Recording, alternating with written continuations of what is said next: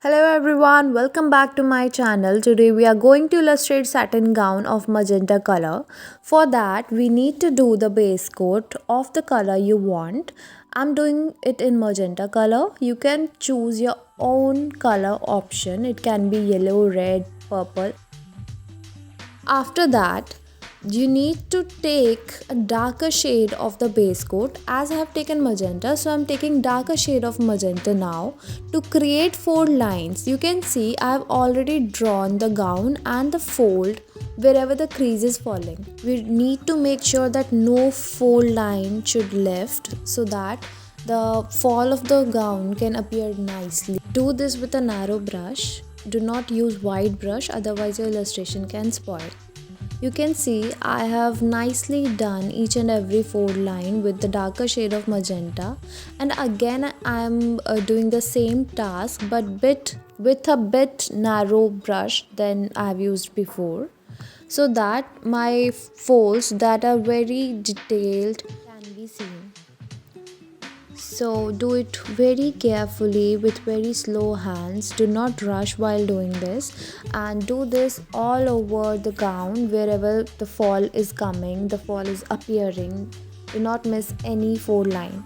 After that, smudge all the fold lines. You can see I'm smudging and then applying the black color to make sure the shadow fall.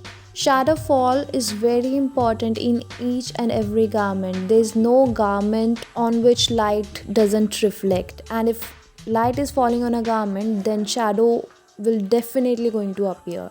So to depict the shadow on a garment, it is necessary to add black touches on the folds and depths of the fabric. Keep doing this all over the gown wherever you can see the fold lines and depths.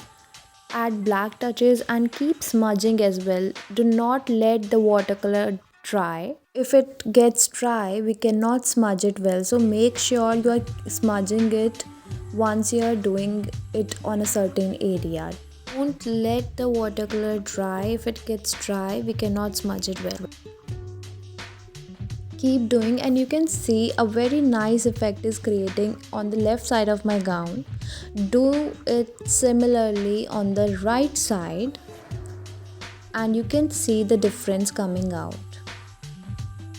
The depth of the fabric, the shine of the fabric is coming very nicely, and this is all because of the black touches we are giving, because of the shadow effect we are adding on.